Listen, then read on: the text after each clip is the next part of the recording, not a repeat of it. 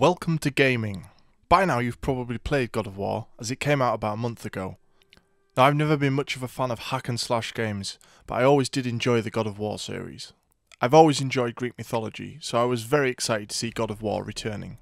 But hold on, Kratos killed all of the Greek gods and destroyed the world at the end of God of War 3. Come to think of it, this game is even called God of War, not God of War 4. So what's the deal? Well, this time we're dealing with the Norse gods. So is it a reboot? No, it isn't. Why do companies do this? Is it because they're embarrassed of making so many games or films?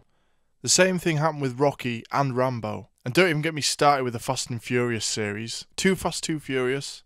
2 films were called Fast and Furious, I think. And now they have one called Fast 7 and Furious 8. What's the next one going to be called? And 9? Anyway, this is God of War 4. All but in name, as Kratos has moved to the Norse realm to start life over. And he's done just that by having a second family and forgetting his past. The game starts with the funeral of Kratos' new wife. It was her dying wish to have her ashes spread on the highest peak of the Norse realm. So this game's story is the journey of Kratos and his boy. And boy, do you hear him say boy a lot on this journey with his boy, where the boy provides covering fire with his bow and arrows. That's how frequently you'll hear the word boy, by the way. He says it a lot in this game. This is a different tone for a God of War game, as in the past it's been hyper-violent and often sexual, with Kratos just doing things without any consideration for his actions. Now we get to see a softer side to his character, as he deals with teaching his boy how to hunt and later how to battle, as well as overcome the boy's sickness. I have to admit the story of this game is a little lacking. And I think this is due to us being thrown straight in and not knowing much about these new characters. But by the end game it all ties together nicely, and I was really impressed with the ending. The combat is the main strength, now with a Resident Evil style over the shoulder view, which makes you feel more immersed in the action. The attack buttons have been remapped, and it does feel a little less hack and slash than the previous installments. As you progress through the game you unlock new abilities which obviously increase your attacking capabilities as well as your defensive capabilities. It's a very good idea to unlock some of these skills as you go through the game it does get harder and some of these moves will help you get through. Throughout the game you meet other characters that are all very charming. There's the 2 dwarves who are having a bit of a sibling rivalry. There's Mimir, whose head you've cut off and you carry him with you for the rest of the journey, as well as the Witch of the Woods.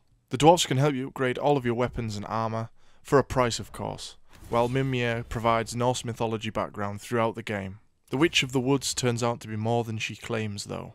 As mentioned earlier, the boy provides covering fire during the game. He does this on his own, but you can also instruct him when to do it with a push of the square button. He can also be upgraded and used effectively during fights. You always worry in these games when a side character is thrown in that it's going to be a bit of a burden, but much like The Last of Us and Bioshock Infinite, this never became the case with the boy.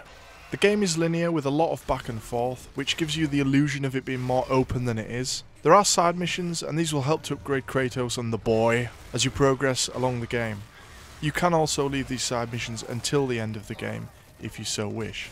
But it is recommended that you do these earlier on, as you will increase your XP and unlock more skills along the way.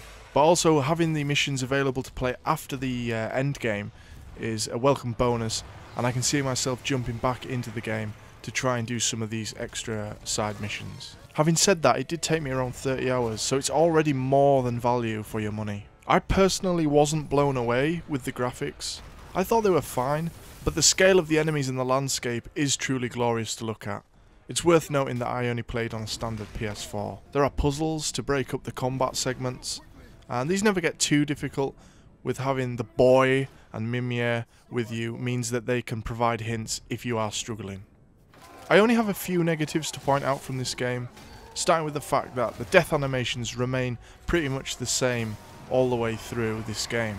You notice especially with larger enemies, Kratos always crushes them with their own giant pillars or whatever they're using as a weapon. Also every now and again the navigator at the top of the screen that helps you to get around the map went a little crazy on me, and it made finding some side missions difficult, and it did actually happen with some of the main missions once or twice as well. So all in all, the game is an early frontrunner for Game of the Year, an excellent addition to the series and arguably the strongest entry Hopefully this will lead into a new trilogy of games in the Norse mythology. This excites me so much as it's mythology I know little about other than the loose adaptation in the Marvel films. During the game we also learn that some gods can travel between other realms, as we see symbols relating to other mythologies. Does this mean that Kratos could venture to some of those other realms as well? It certainly hints at it, and it opens the possibility to that in the future. He's already moved one realm, so why can't he do more? But for now, we've had our first adventure in the Norse realm, and boy what an adventure it was. I give God of War a 9 out of 10, making it my joint highest reviewed game. If you own a PS4, you need to go out and buy the game, and if you don't own a PS4, well, this game should make you want to own one. Alright guys, thanks for listening. See you again here on Welcome to Gaming.